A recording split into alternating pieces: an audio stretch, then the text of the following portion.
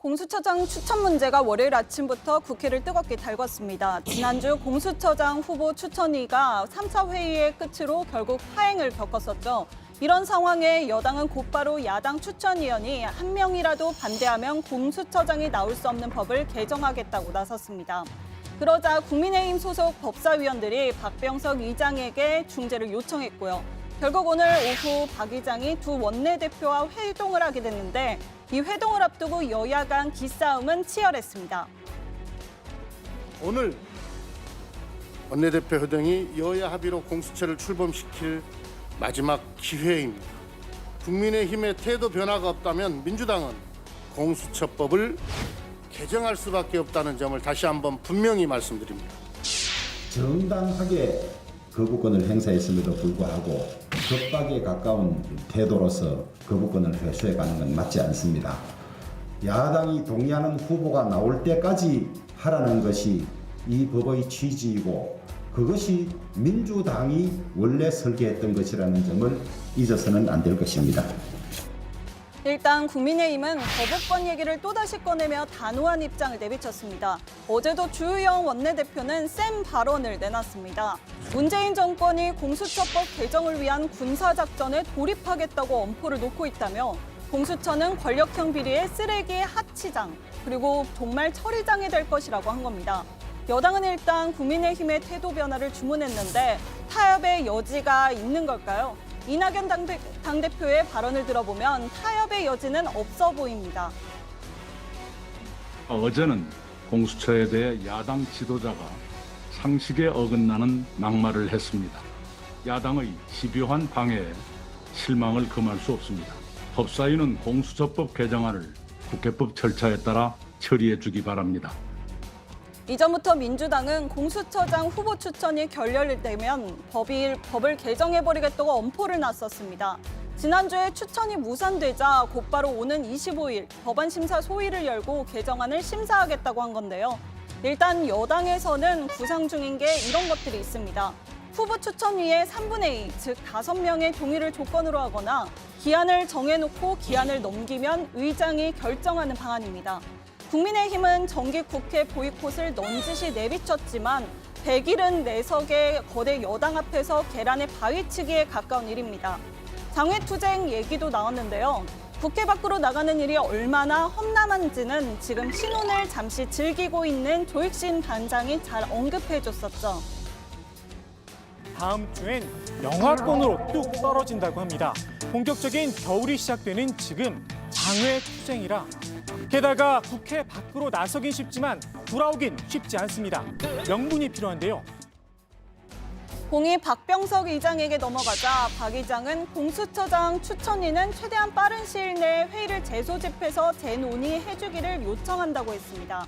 이에 대해 여야 원내대표는 이의는 없다고 합니다. 자세한 소식은 안에 들어가서 하겠습니다. 3주 이제 남은 정도의 입법 시간이 남아있죠. 사실 여당에게도 공수처를 둘러싼 공방은 이래저래 골칫거립니다. 여당이 강력하게 밀고 있는 공정경제 3법 등의 처리가 어려울 수 있기 때문이죠. 관련 법들의 심사가 법사위 법안 심사 1소위에서 이뤄지는데 1소위에서 공수처 설치와 관련해 파행을 겪으면 야당과 심사를 제대로 하지 못할 수 있다는 겁니다. 강행 처리가 가능하긴 하지만 부담스러운 건 사실이죠. 일단 여당은 어떤 경우에도 입법 처리를 해내겠다고 강조해왔습니다. 저는 이들 입법 과제를 민생입법, 개혁입법, 미래입법으로 요약해왔습니다. 우리는 그것을 정기국회 안에 마무리할 것입니다. 내년도 예산안을 법정 시한 안에 처리해야 하는 것은 두말할 나위도 없습니다. 이낙연 대표가 의지를 불태우는 이유, 이번 정기국회 성적이 여러모로 중요하기 때문에도 있어요. 보름쯤 남은 정기국회가 끝나면 서울, 부산 보궐선거로 모든 관심이 집중될 거고 그러고 나면 바로 대선 국면입니다. 이쯤 대표에서 물러서야 대선 후보에 나설 수 있는 이 대표로서는 임기가 절반밖에 남지 않은 겁니다. 이 대표는 입법 성과를 내기 위해서 당내에서도 이견이 있던 중대재해기업처벌법을 미래 입법 과제로 정하며 의지를 불태웠는데요. 이 정도만으로는 부족했나 봅니다. 민주노총은 오늘 이 대표의 사무실을 점거해 농성을 시작했습니다. 180석 집권 여당의 대표 사무실입니다.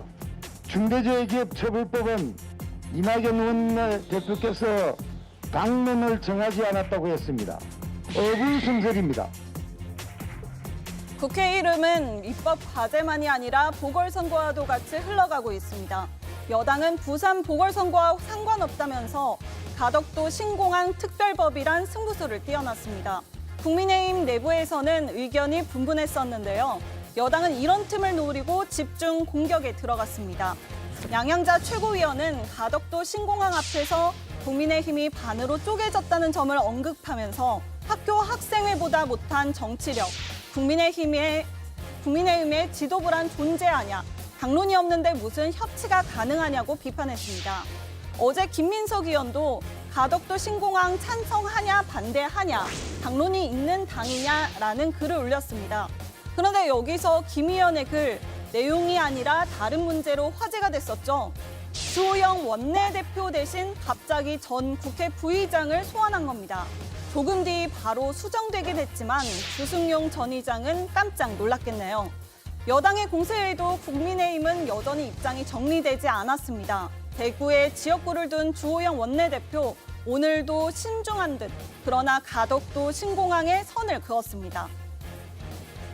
검증위원회의 검증 내용에 관해서 그 정확한 뜻이 무엇인지 먼저 검증이 되고 난 다음에 다음 단계로 그 결과에 따라서 논의해야 될 일이라고 생각합니다. 몇십 조씩 드는 중요 국책 사업이 손바닥 뒤집듯이 바뀌어서도 안 되고. 서울보궐의 가장 큰 화제는 단연 집 문제죠. 그래서 최근 정부 여당은 적극적으로 힘을 모아 임대주택을 대안으로 내놓고 홍보에 나섰습니다. 그러다가 나온 여권 인사들의 말, 구설에 오르고 말았습니다.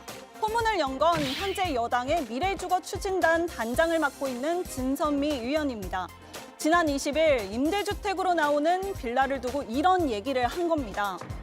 아파트와 비교해도 전혀 차이가 없다. 아파트에 대한 환상을 버리면 임대주택으로도 주거의지를 마련할 수 있겠다는 확신이 생겼다. 지나친 임대주택, 지나친 띄우기에 여론이 들끓었죠. 그런데 이틀 뒤 김현미 국토부 장관도 한마디 더 거들었습니다.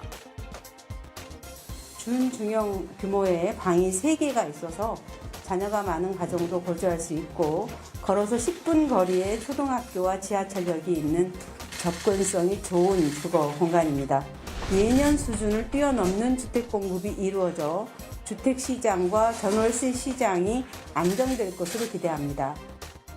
국민의힘도 틈을 놓치지 않고 곧바로 공격하고 나섰습니다. 그렇지 않아도 부동산 시세가 폭등하는 바람에 국민들이 짜증을 내고 있는데 또 이 책임 있는 정책 당사자라는 사람들이 나가서 쓸데없는 말을 던짐으로써 또 국민들을 갖다가 괴롭히는 그러한 짓은 삼가해 주시기 갖다가 부탁드립니다. 국민 공감 능력이 제로인 상태로 여권 인사의 부동산 망언 릴레이에 동참한 것입니다.